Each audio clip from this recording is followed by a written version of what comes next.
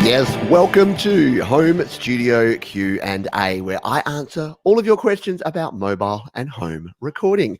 My name is Pete Johns, and I am passionate about creating, recording, and releasing music. In fact, helping you create, record, and release your best music. And every week, I get a bunch of questions from folks via email, on YouTube, on Facebook, on Instagram, and this show is answering those questions. And in fact, this week's show, I'm a little behind, so I haven't actually even vetted and answered these questions in the actual forums yet. So this could be interesting. I'm going in a little bit raw, so I may not even know the answer to many of these questions. We've got the folks here live on Facebook and YouTube as I'm recording this live. So hello to you folks there. And if you are watching or listening to this on the podcast or the video replay, hello to you too. Great to have you on board. So today I've got a bit of a topic I wanted to talk about because I get a lot of questions from folks about getting viewers, getting subscribers, getting fans, getting followers, whatever you want to call it. We're in the business of creating music, and a lot of folks want to ensure people listen to that music, which is 100% fair enough. So I wanted to explain a concept probably more from the business world, but I am from the business world, from a sales and marketing and customer experience background. And it's about short-term value versus long-term value. Now, most of you have probably heard this if you've worked anywhere, the whole thing that it costs you 10 times more to acquire a new customer than it does to keep your current customer. And what we're talking about there is the short-term value versus long-term value. So short-term value, often called something like customer acquisition cost or something like that, which is the cost to acquire a new customer. So in the music terms, that is the get a new fan, to get a new follower, to get a new subscriber. And what I see is a lot of folks super focused on getting new people engaging with their music. So that's where this passion for help us grow together, like, comment, subscribe. I sub to you, you sub to me. What that generates is short-term growth that's not actually real or sustainable. And businesses do this all the time. They go out there and they try and get customers short-term, and they spend a lot of money on advertising. They spend a lot of money to get the customer through the door, and then they don't give them anything. So they get them on board. Have you ever called up your service provider and said, hey, I've been with you for 17 years. I've noticed you have this new special that just came out. Can I switch to that, please? And they say, no, you're not a new customer. You're an old customer. You get to the old things. We only want new customers, so we only want to give the new customers the good deal. That is really crappy, to be honest.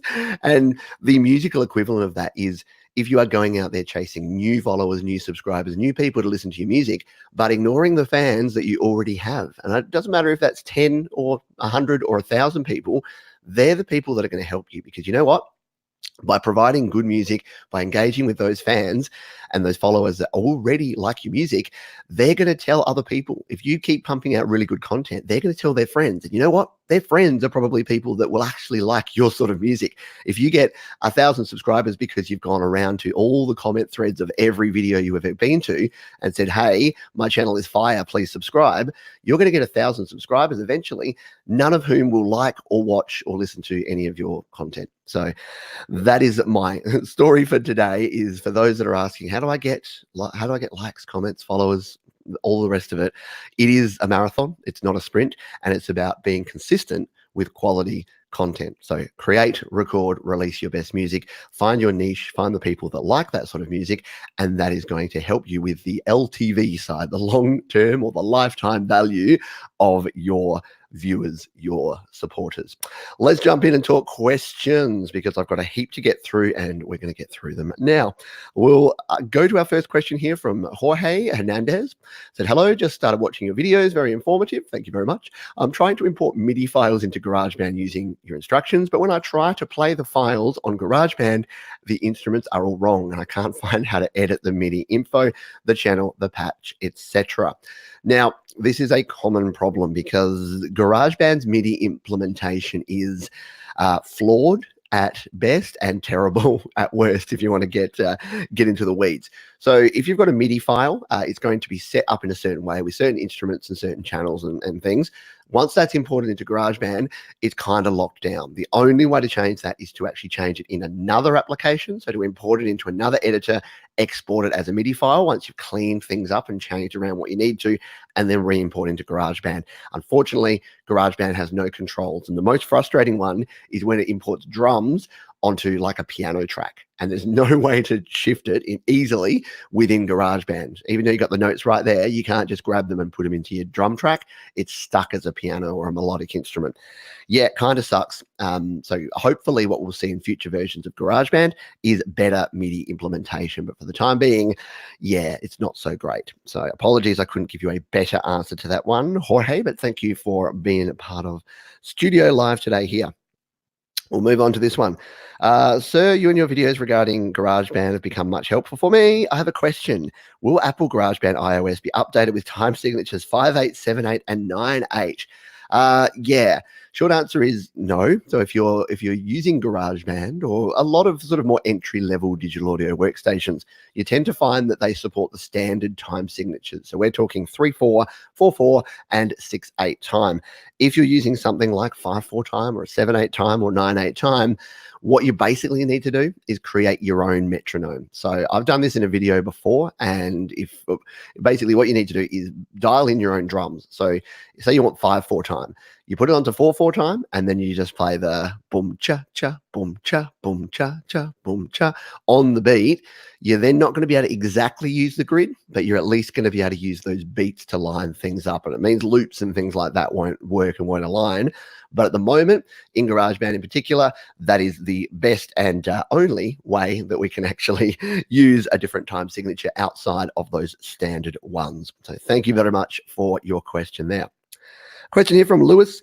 How much would a low-cost budget studio for recording music at home cost, including electronics and everything? Whew.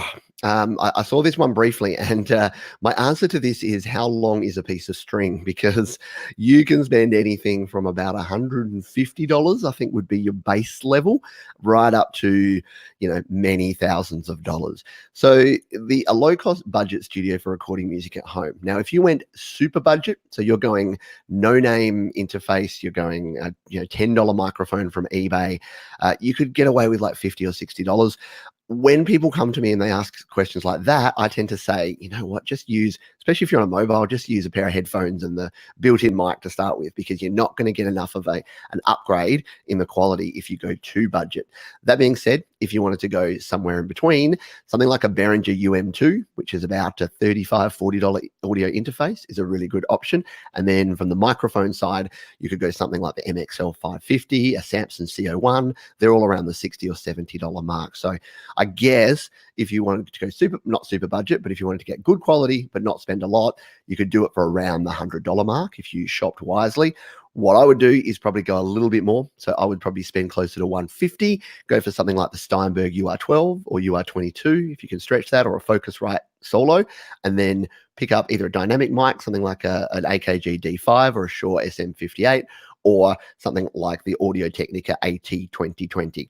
So they're all sort of budget to mid-level options. And all of those are over at my gear guide at studiolivetoday.com/gear if you want to check out all about that and all the gear that I recommend here on the channel. But good question, one that I get often, and it does change over time. So, and the good news is, they're only getting cheaper. So good quality mics and interfaces are only getting cheaper pretty much every day. So yeah, it's the best time to be into home recording for sure. Question here from Alessandro says, hello, I've been using GarageBand on my iPad and been experiencing an issue with my guitar tracks. They got deleted after recording new parts, and it's been really bothering me. Now, this is a weird one. So recording guitar tracks and they're getting deleted after recording new parts. So what's happening here? Now, I can only imagine, without going into more detail and asking Alessandro follow-up questions, that you might be overwriting the original guitar tracks. So first thing is to make sure that you're duplicating out your track. If you record a guitar track and then you want to layer up a second one, make sure you're duplicating that original track and then recording to the next. There's also an option to either overwrite or merge recordings, which you can use. That's if you're using virtual instruments. So say you're using the virtual guitar, if you turn merge recordings on, it won't overwrite your original performance when you're performing your second track on the same track. And then yeah, you could probably use multi-take recording as well if you wanted to. So yeah, check out the multi-take recording function if you're recording a real guitar onto an audio recorder track. But yeah, that's sort of the tips that I would have for that. If they're getting deleted, if they're actually disappearing and going away, that's a different story. So feel free to reach out to me, and anyone can if you reach out to me here on YouTube or Facebook via email. My email address and all my details are over at studiolivetoday.com. Question here from Fine Heron. Hello to you. Will my Steinberg UR242 still work with iPads when Apple will release only tablets with USB-C ports in the future? Any working adapters for that? Compatibility hints.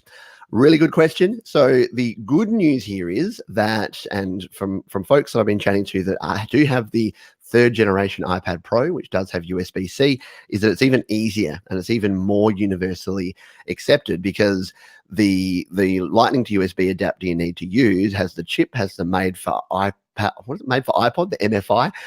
So it actually has a chip in there, which is why the cheaper versions tend to not work. With USB-C, apparently you can use pretty much any universal adapter and you'll be good to go. So in terms of having an audio interface like the Steinberg UR242 or any other USB audio interface, that is going to be okay. You're going to be able to have any of your USB devices that are working now. If and when Apple change everything to USB-C, it all just means that our Lightning to USB adapters won't be required anymore, and we'll be able to connect things up over USB-C, which will be a good deal. Excuse me. All right, we'll return to the questions in just a moment. But for now, let's jump over to the live chat and see if we have any questions from the folks here. So thank you for being here. If you're here live, if you haven't seen one of these shows live, all you need to do is follow me on all the social medias, on the Instagram, the Facebook, the YouTubes, and all the rest of it. Don't you hate it when people say like they just say Facebook and YouTube? Seriously. But if you follow me there, you'll find out when I'm going live. And then, yeah, you can tune in and you can chat live like the folks that we've got here. So I'll see if we've got any questions. If you do have a question and you're here live, make sure you put question in front of it. That way I'll know exactly what we're got going on. Here's a question from SM Borthwick. Do you mix in mono? Do you still use headphones or stereo monitors or a single speaker? So if you do. So yes, I do mix in mono. I haven't gone down to having like the Oritone or like that, the single mono speaker to actually mix with, but I do put my mixes into mono. There's a couple of ways to do it. You can do it in your software. You can do it if you're on an iPhone or iPad. You can actually use the not compatibility features, the accessibility features to put your audio into mono. Just don't forget to put it back to stereo afterwards, or you can use your hardware and just export it out to a mono mix through your mixer or your interface or whatever you're using. So yeah, I do put it into mono just to make sure that we're not going to get some conflicting sounds. And the reason for that you want to mix in mono as opposed to stereo at times is that sometimes if you put, say, 2 sounds and you stick them really far left and really far right, the mix can sound really good and really full. As soon as those come together into one single channel and they're mixed together down to mono, then they compete with each other and they sound really crunchy and really bad. So mixing in mono just helps you identify if there's any of those sounds that perhaps you need to go back in and actually tweak. Maybe you need to drop the EQ around a particular frequency of one of them so that it doesn't compete and doesn't get all muddy with the other one. So yeah, I do mix in mono on my headphones, on my monitor speakers, wherever I happen to be, but I don't have a single speaker for mixing in mono. But really, really good question. I like it. Let's see if we have any other. Don't think we have any other question. No. I've got a good comment here, though, from the Overlord of Procrastination. I record all my stuff in GarageBand these days. Sadly, nobody listens to it here on YouTube, so I wind up just making music that satisfies me creatively. That is a good question. That is a good point. And I ranted about this the other day, I think. I did so many different shows and videos, and I forget when I said what. But yeah, I talked about creating music for yourself and potentially not creating music just because it's popular. In fact, it's in a video that's coming out later today. So I've got some videos coming out soon, or if you're listening to this on the podcast, they'll probably already be out about tips for musicians who are introverts and tips for musicians who are extroverts. So I cover this exact topic in that. But basically what I say there is, if you are creating music for other people and you're getting no self-satisfaction out of it, just because it's popular, that may not be the best thing to do. You're likely to burn out eventually if you do that too much, because if you don't love it, this is the thing. Again, I'm going to try not to rant here because I promised I would be good with time today. But there's so many people in the audio world, in the home recording world, that seem to be eternally like sad and grumpy and frustrated and angry. And I think to myself, there's never been a better time to be a musician in the mobile or home studio. We've got the best gear. It costs us very little, and everyone can get a really good sound. And yet there's so many folks that just seem to be so unhappy. And what I tend to say to them is what I say to my children. If you're doing something for recreational purposes that is making you less happy than you were before you did the thing, maybe reconsider doing the thing. So for my children, if they're playing a game that's frustrating them so much that they're getting angry, I'll say, how about you switch that up to a different game? So if you are in the recording world and it's not making you happy, yeah, maybe reconsider why you're doing it, and see if you can seek some happiness in what you do, because it's not worth it. We've got limited time to do things, and you don't want to do things that make you unhappy. Let's get back onto the question before Pete rants his way into another corner. Right, here's a question. What is the best recording setup for someone that records music using GarageBand iOS? This question is a good one, similar to the one we had before, and this is from Christian, by the way. So Christian, the best setup is the one that you have right now. I know that sounds like a really stupid answer, but no. There's a couple of options you have when you're recording using GarageBand iOS. So I'll pretend you're starting out with nothing. The first thing I think is important is some headphones. So if you are using nothing, get yourself some headphones, some of the Audio Technica or Sennheisers, depending on your budget. There's good ones around the $50 mark, up to about $100 for things like what I use, which is the HD 280 Pro. That's pretty essential because, yeah, for iOS, you generally want to be able to monitor your audio using headphones, regardless of the sort of music that you're creating.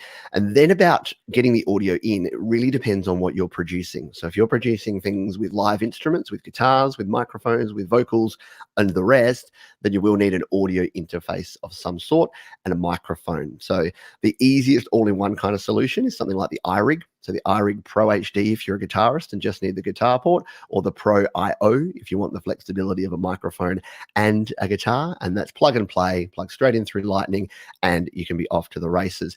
And then in terms of microphones, you got a lot of big choices there. So depending what you're recording, you can go, and I think I mentioned a few of them before. So you can go the budget line. I like the microphones from places like Samson, from MXL, from Audio Technica, and all of the things that I recommend are over at my gear guide, studiolivetoday.com/gear. The other thing to keep in mind and consider is, especially if you're making electronic music, is a MIDI controller. A MIDI keyboard is highly underrated by folks until you get one. So if you've never used a MIDI keyboard, and I don't care if you're not a keyboard player, because a MIDI keyboard can be cool if you're punching in drums. So if you need to tap in some drum sounds, or just a melody line, or a synth pad that just sits under your track, it's so much easier to control when you have a MIDI keyboard. I mean, the touch screen in iOS is cool and all, but after a while, you don't get quite the level of control you need. So I know that wasn't a simple answer of go buy this, but yeah, there's a lot of different options. So if you've got specific questions, Christian, get in touch, hit me up, and we will have a chat about that. All right, let's jump into some more questions here. Thank you again for being here. If you're getting value out of this and you're watching on the video, hitting like tells me, after I just said, don't worry about, the like, comment, and subscribe. But yes, if you are here and you are enjoying it and you hit like, then it just tells me that, yes, you are liking this content and I should do more of it.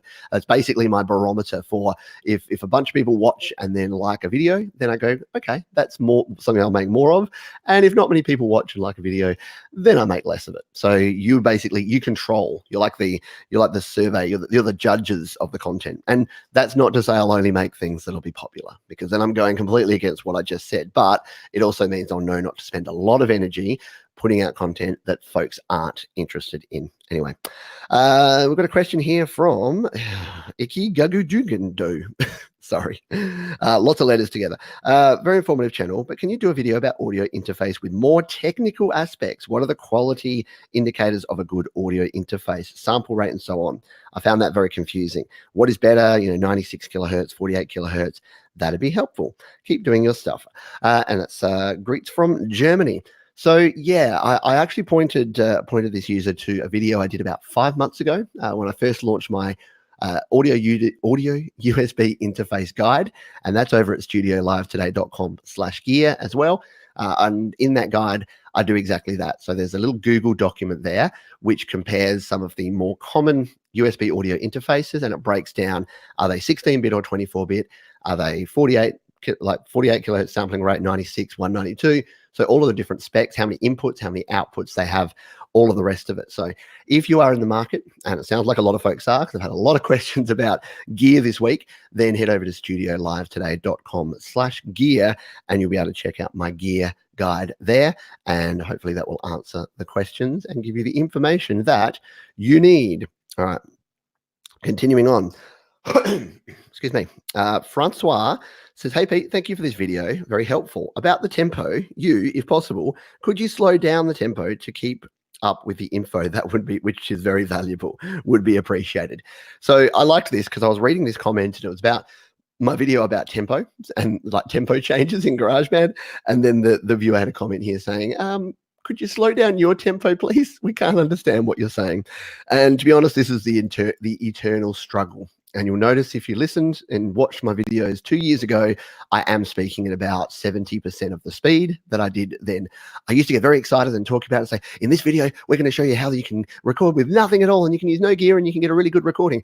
And then I'd listen back and go, my goodness, how is anyone going to understand what I'm saying? That being said, I really don't like when folks spend so much time making one simple point. Yeah. So I need to find a balance. So please continue giving me feedback. It is honestly the only way that I'm going to make sure that I'm delivering information in a clear and concise way, but not too fast that you're not going to understand it. So thank you so much. Always appreciate the feedback. Question from New Name 70. Can we attach USB 3 to HDMI adapter to further use screen mirroring function of iPad? Attach an original iPad USB adapter and also on a USB hub. Will it work? So here's the problem with the Lightning port and the Lightning to HDMI adapter is that you can plug it into power, so you can keep it powered up and then you can send it out to an external monitor. But once you're using that Lightning port for your HDMI, there's no way that I've found, and someone can correct me. If there is a way, great, I'd love to hear it, that you can then also attach to a USB interface for recording as well. Because at that point, you can't really use a powered USB hub, which is what I'd usually recommend, because then you'd need some sort of USB to HDMI output as opposed to the Lightning. And I don't know that that would support it. What I have seen folks do is use adapters for their 3rd generation iPad Pro. I'm pretty sure Jade Star, who's here on the stream, has done that before. So let me know if anyone has something like that working, because yeah, that would be a good way to do it. But I think from a Lightning adapter perspective, I think you may be in trouble if that was what you were trying to do. We'll continue on here because we're coming towards the end of the show and we've got a heap of questions to get through here. So here's a question. USB drive. So this was my video about USB drives with iPhone or iPad. Howie says, mine still says not enough power while using USB and I'm plugged into power. So if you are using USB drives with your iPhone or iPad running iOS 13 or iPad OS 13, and it says not enough power, there's a couple of things that might be happening here. Firstly, you do need to make sure that you plug it into power. So if you're using something like the Lightning to USB 3 adapter, you need to make sure you have the Lightning port plugged into a power socket at the same time, and that will make sure that things are powered up and that your USB drive will work. The other thing is to make sure that you're using a genuine Apple Lightning to USB adapter. Every time that someone comes to me and says, I'm using the adapter, I've got power plugged in, I've got my USB device plugged in, and it's still not working. By the time we get to question 2, which is, do you have a genuine Apple Lightning to USB adapter? they say, yeah, no.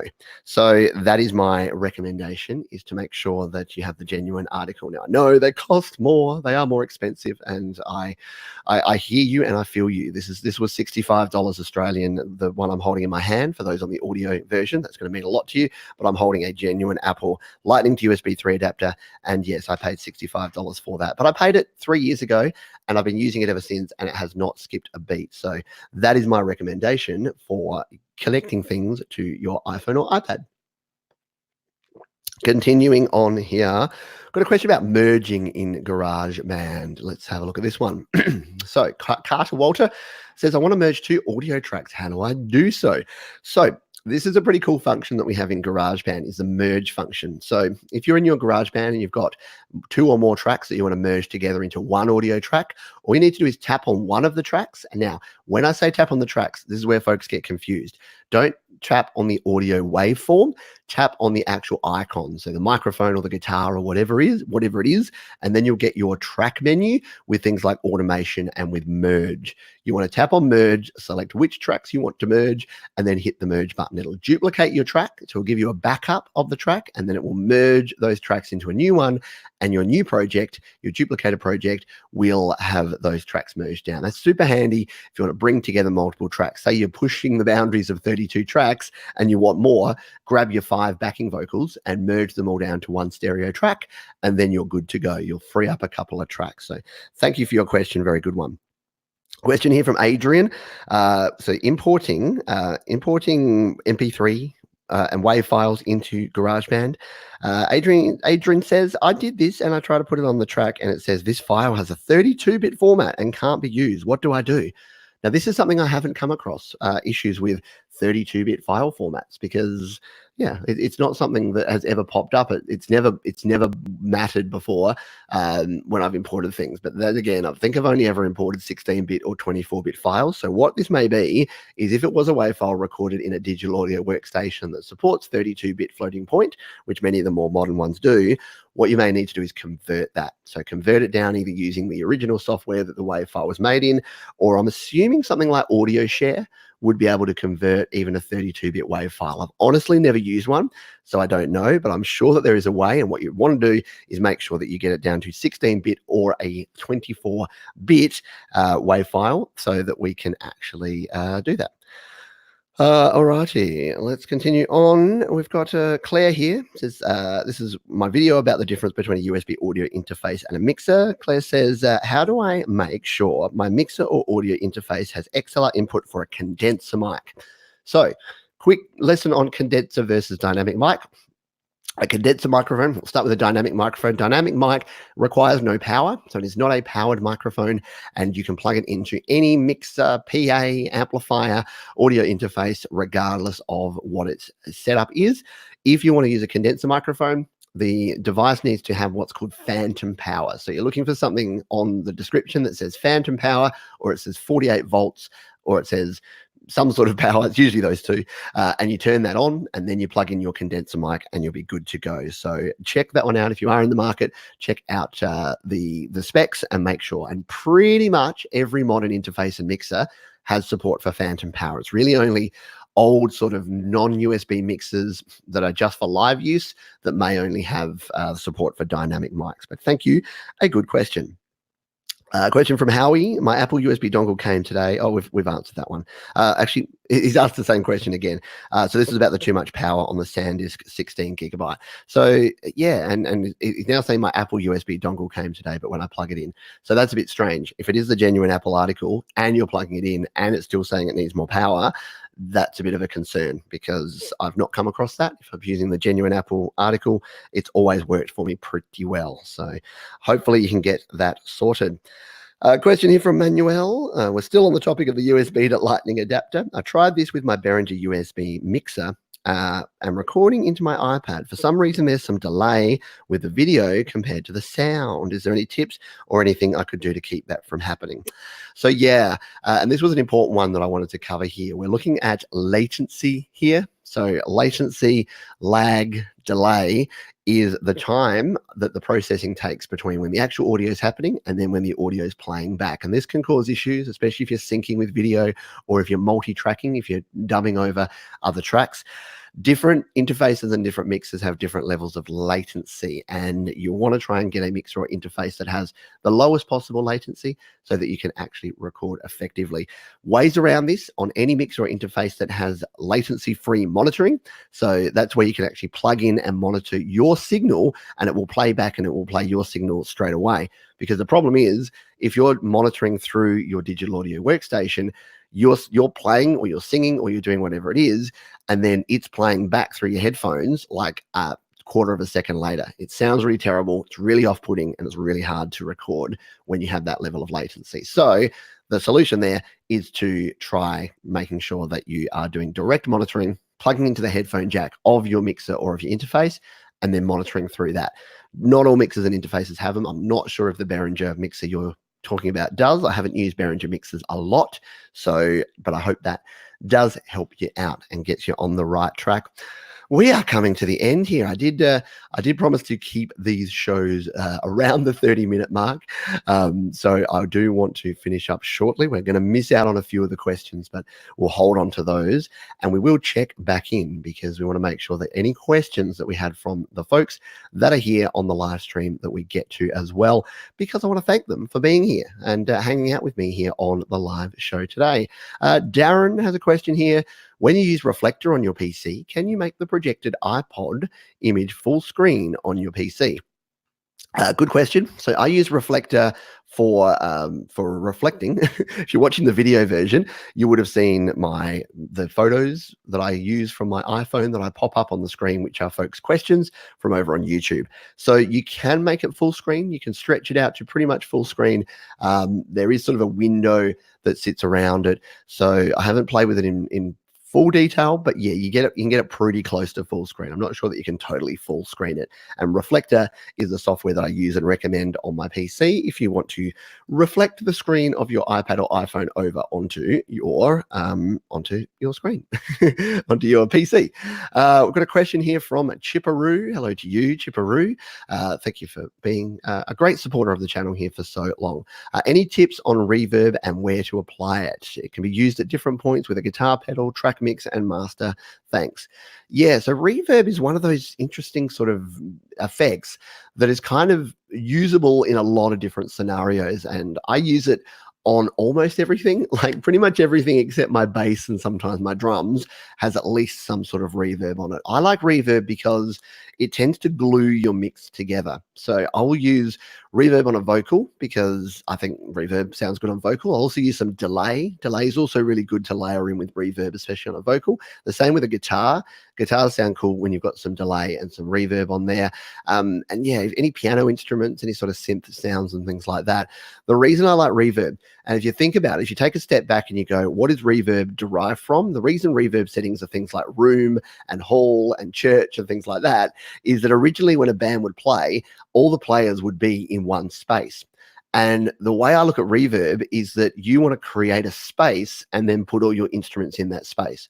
So I like to use similar reverb settings, but just with different amounts dialed in for different instruments. And what I find that creates is this mix that is glued together. It actually brings all the instruments together and it makes them sound cohesive, because especially in our multi-tracking recording one at a time world, you can tend to, your instruments may sound so separate that they're not sounding like they're mixing and merging together. So that's the way I use reverb. But yeah, we could probably talk for hours and hours on reverb as well.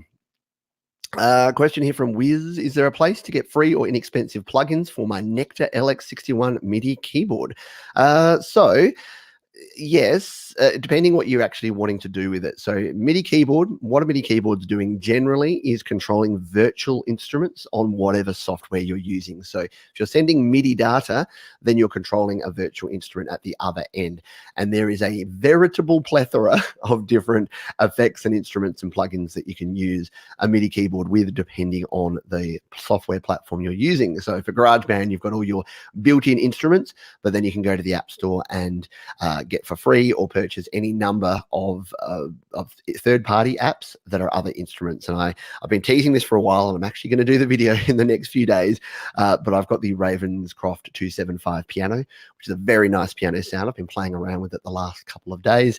And yeah, so there's a bunch of different instruments like that you can buy. And then when you're using your MIDI keyboard, you can control those instruments, which is cool. We've got a question here from Desolate Morning. Whenever I record guitar on GarageBand, I get a high-pitched squeal. Is there any way to fix that? Side note, I'm using a high-gain metal amp. Yeah. So it depends on the rest of your setup in terms of why you would be getting a high-pitched squeal. Usually, what I found is it's caused when you're using an analog interface. So an analog interface into your iPhone or your iPad, which is using something like the 3.5mm headphone jack. So the original iRigs were not very good with distorted and crunchy and feedback style sounds. They would end up just having a really high-pitched squealy squeak. And if you want to hear that in action, I did a demo of the Stark amp sim a while ago, and I just used my old iRig, and yeah, it didn't sound good. As soon as I switched over to a digital interface, sounded great. So my basic recommendation there is to maybe switch to something like an iRig Pro, iRig HD, something like that is going to have a digital connection that can tend to improve sounds if you're getting those screechy sounds. I know I don't always say gear is the answer, because it's very, very rarely not. But yeah, in that situation, that may be something that will help you out. Excuse me. Let's continue. I'll finish off with a couple of questions here. So Sam, actually, I'll ask his first question here. Sam said, someone had a question last week. What do you do when the live loops don't sync in iOS? It tends to be a quiet before looping again. Yeah, so live loops I haven't used a lot in GarageBand in recent times. I do need to re-explore them again. Some of the loops, yeah, don't tend to play for the exact amount of time. The solution, which is a bit of a hack solution. So if you're performing in live loops, you can actually switch between live loops and track view mode.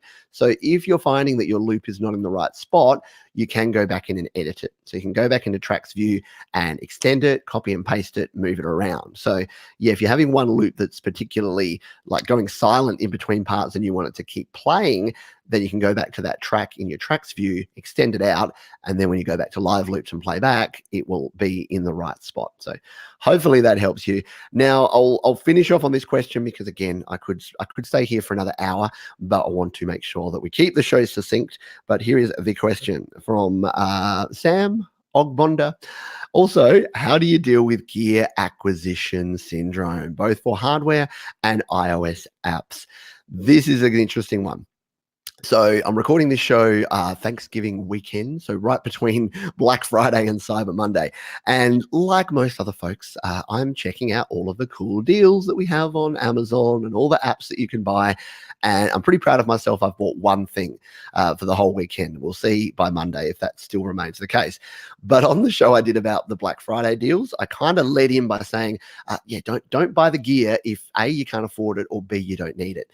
It's more important to spend your time learning to create with the gear that you have than spending your money buying more gear before you're ready. That doesn't mean that you can't buy good gear to improve your performances, to improve the quality of your audio. 100%. I've definitely upgraded my gear over time, and I'm glad I did it. But I'm also super glad that I got really used to, like, people say to me, why do you still use GarageBand, for goodness sake, Pete? You've been doing this for 5 years. Shouldn't you have moved on and be using Pro Tools, or at least like Auria or Cubasis?